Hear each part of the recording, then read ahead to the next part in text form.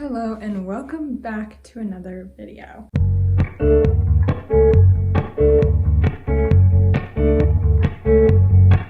Oh my god, I cannot believe it's the end of June. What in the heck? That's literally bizarre. The summer is halfway over. So, like always, we're here to talk about all the books I read in June. Alright, so I read 10 books in the month of June. 7 of those I read physically and the other 3 I read on audio. We're just going to be going through an order of the books that I read. So the first book I finished in June was Darling Venom by Parker S. Huntington. I rated this 4 stars. This is a romance book, but I would say it's a lot more than just a romance book. Destiny and Sarah on YouTube, they both recommended this book. I bought it and I read it. I bought this in my online bookshop with me video. It was really well done. It deals with a lot of heavy topics such as suicide, grief, and how different people handle grief, love, and healing after a loved one has died. This book makes you feel things. I'm not a crier, so I didn't cry in this book, but I could absolutely see why people would cry.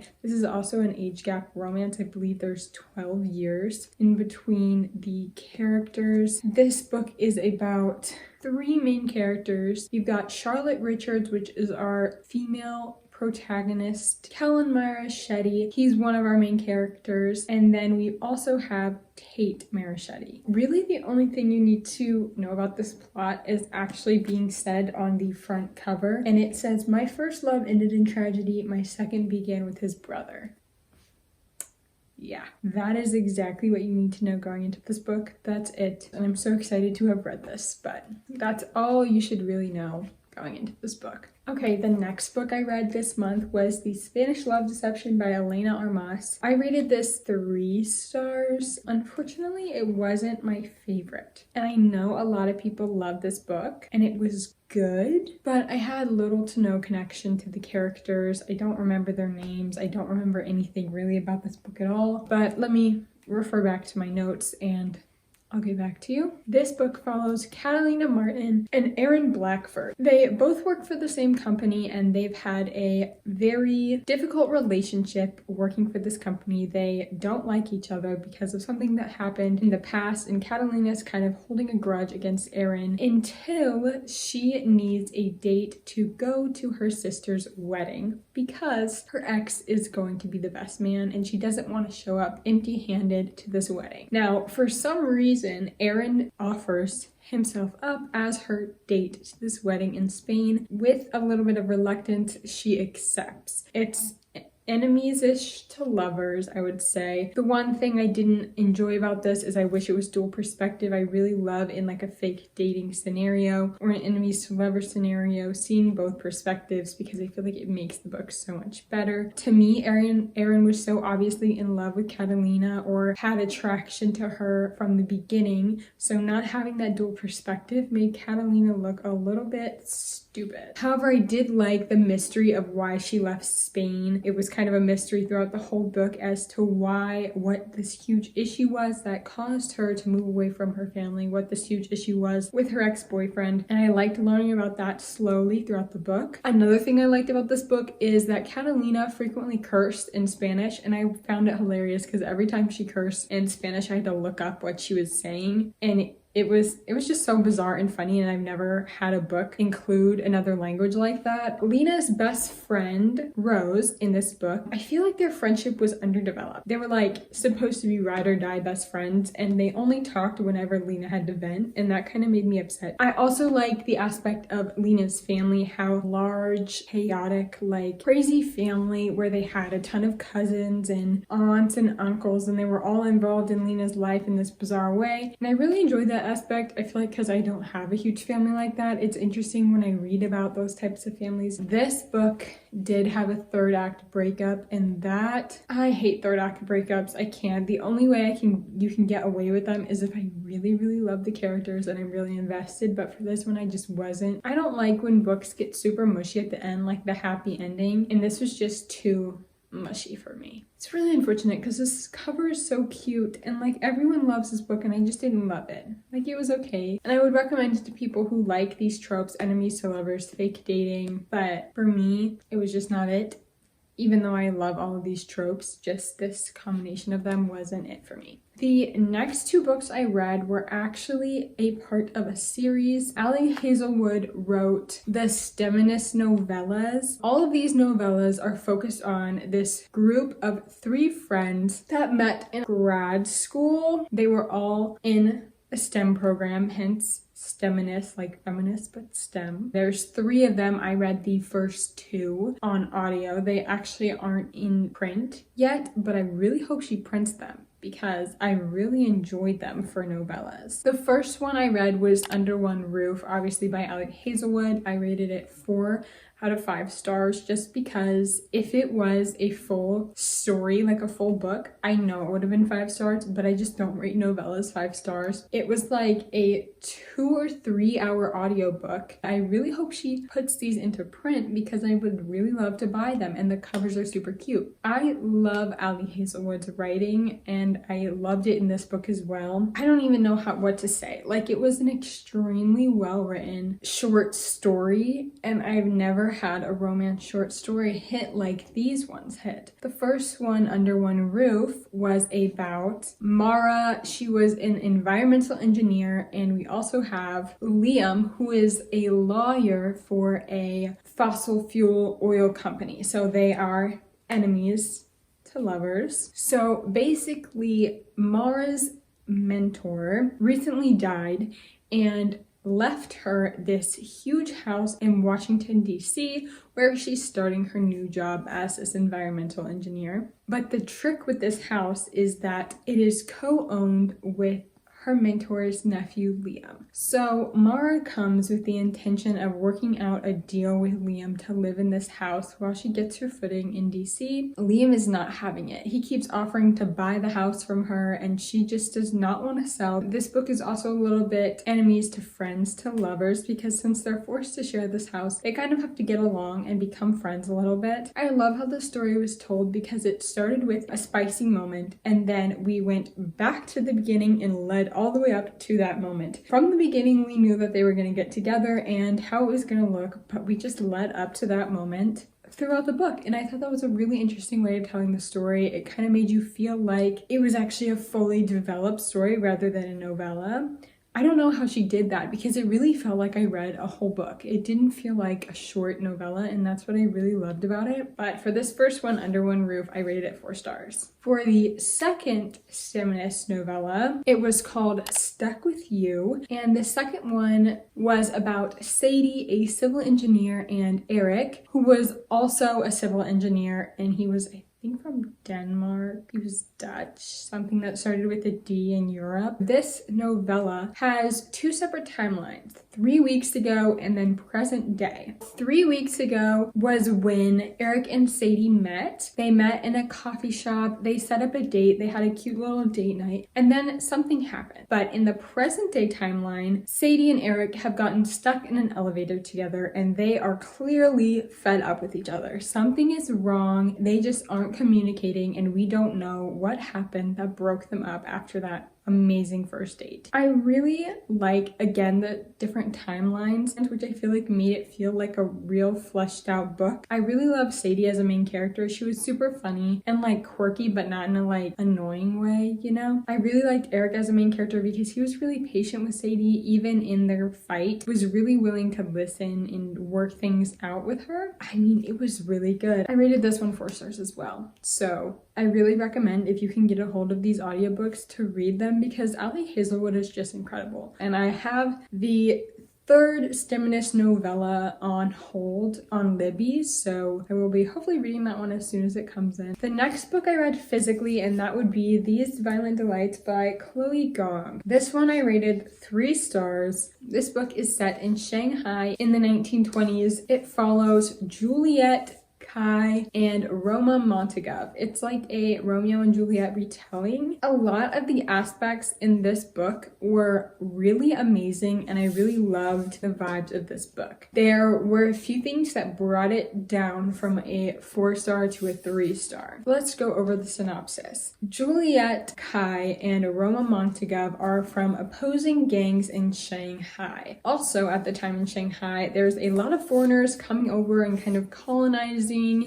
and trying to get their foot in the door of the opium trade, trying to make as much money as they can off this. There's like French settlers and English settlers. Juliet Kai is from the Scarlet Gang, the Chinese gang in Shanghai, and then Roma Montagov is from the White Flowers, which is the Russian gang in Shanghai. Roma and Juliet, we know from the beginning that they have known each other for a long time and they used to be friends, but something happened, which we kind of learn slowly throughout the book, about why they're not friends, why they're not close anymore, and it caused Juliet to be sent to America. So this takes place right after Juliet gets back from America, from New York City. There is this madness sweeping through Shanghai. Roma and Juliet have to team up to figure out how to stop this madness that is bigger than just the rivalry between the two gangs. That was kind of a confusing synopsis, but I actually do really recommend reading this book. A lot of people say this is enemies to lovers, but I would say there isn't much of the romance focused on this one, but I did really enjoy this and I am going to be continuing on to the second one. I liked the aspect of the madness. It was very creative. I've never seen anything like this, like a plague. I've seen plagues in other books, but nothing like this one. It was actually really creepy and kind of gory and not something I was expecting from a YA book, but it was really good. Back to the aspect of the slow burn romance, it was really slow burn,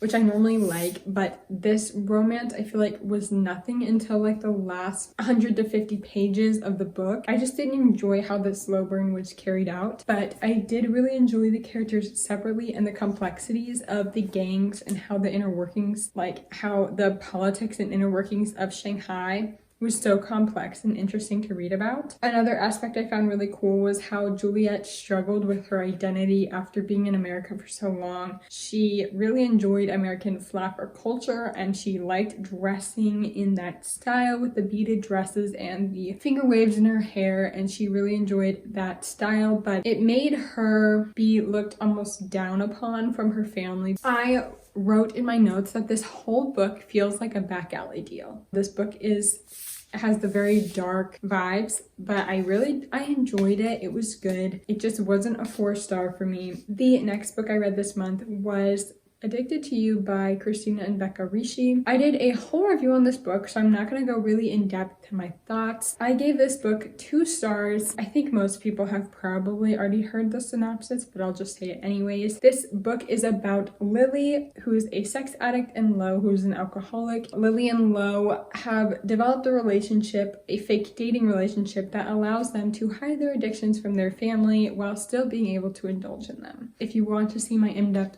thoughts about this book, please go watch my book review on it. I know I'm going to continue reading the series. We'll see my thoughts about the next books in the series, but this one was just not for me. I believe this is the 7th book I read this month. This is Things We Never Got Over by Lucy Score. So I rated this one 4 stars. This book followed Naomi and Knox. They kind of start out as, I wouldn't say enemies to lovers. I would say slight dislike to lovers. This is definitely a grumpy sunshine book. We follow Naomi as she's just arrived to this small town because her sister Tina said she was in trouble and she needed money, so Naomi came running as the good sister she is. Her twin ends up stealing her car and her money and leaving town because her twin named Tina is considered to be evil. Everyone in this town called Knockemout hates her, and Naomi just walks in very clueless as to what's going on in Tina's life. Naomi also finds out that Tina has left Naomi with her kid, Waylay, who is about 11 years old, has just abandoned her child and left Naomi to take care of her. We follow Naomi's journey trying to take care of this child and become sort of like a mother figure in her life, and we follow Knox as he gets to know Naomi and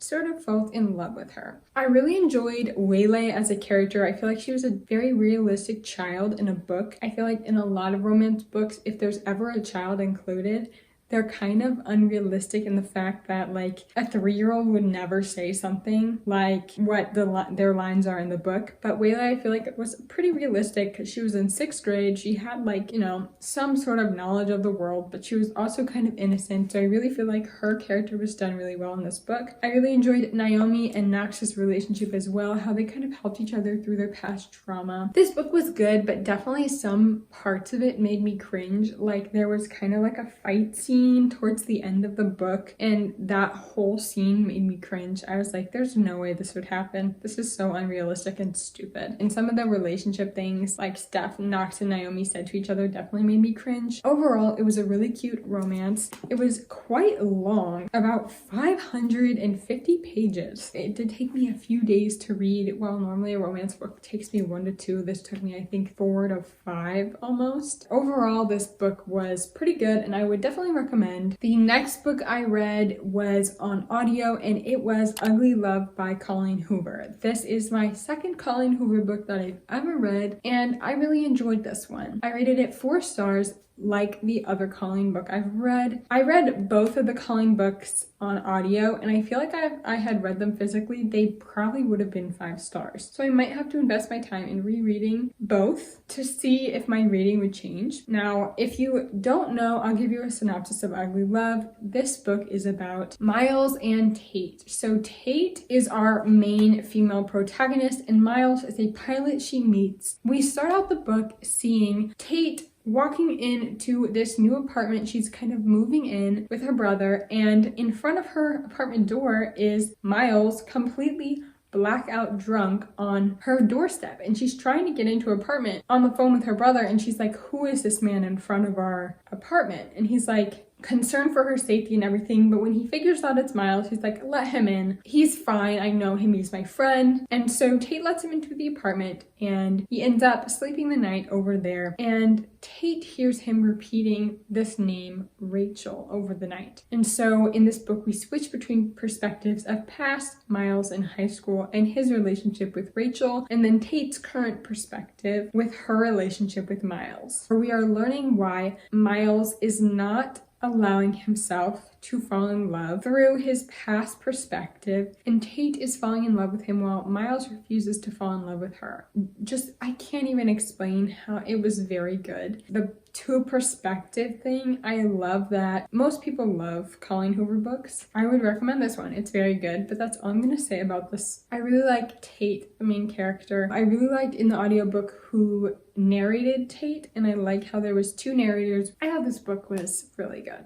It was just really good. That's all I'm gonna say. The next book I read in the month of June was It Happened One Summer by Tessa Bailey. Now, this was another book I ordered in my online bookshop with me video. This book is a part of a duology called the Bellinger Sisters duology. This one follows Piper Bellinger, who is an LA socialite, social media star, and famous party girl. We also follow Brendan Taggart. He is the captain of a fishing vessel in a town called Westport. I rated this book 4.5 stars. It wasn't quite a 5-star read. This is the first time I've ever rated a book with a decimal point rating. I typically never do this, but I think I might start. Only 4.5s though, because I feel like 3.5, 2.5, that's a little excessive, but a 4.5, I feel like that is a fair rating. It was almost a 5-star read, but it just wasn't quite there. The reason why it wasn't quite there was by the end of this book, it was getting a little slow for me, honestly, but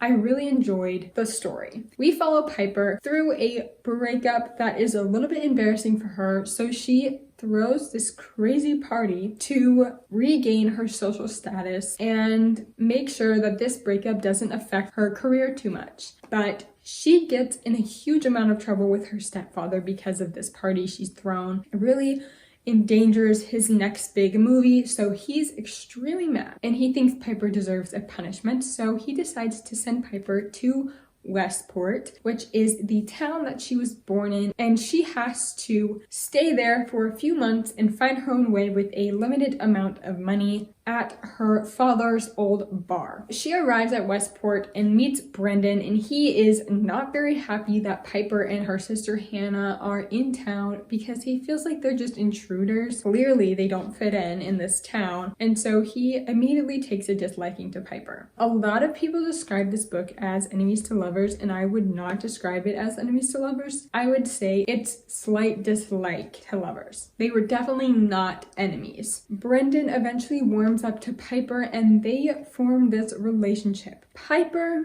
does not want to be emotionally involved, but Brendan is definitely emotionally involved. This book is dual perspective. We get Brendan and Piper's perspective, which I loved. I love a dual perspective romance book. And I would definitely say this is nowhere close to a slow burn. We kind of feel the attraction probably 30 to 50 pages in. I really loved Brendan as a character. He was super protective and very clear with what he wanted. With Piper, he gave her space to make her own decisions, but he was very determined and committed to this relationship he formed with Piper, even if she wasn't ready to be emotionally involved yet. It is definitely a pretty rom-com-y book, a little bit cheesy, kind of the small town Hallmark movie vibes, but I really enjoyed it. Another thing I really enjoyed was how Piper's character developed. When I was first reading the book, I wasn't really in love with Piper as a character because she seemed very superficial and not a very fleshed out character, but as you keep reading, you learn more and more about Piper and more about her life and her feelings and emotions, and you can really see Piper's depth kind of unfold throughout this book, which was something I really enjoyed. Definitely recommend as a summer rom-com-y read. Now, the last book I read in June was The Maze Runner by James Dashner. I bought this book from a used bookstore and I love the movie, so I bought the cover with Dylan O'Brien on it. I just wanted it to be like a fun little dystopian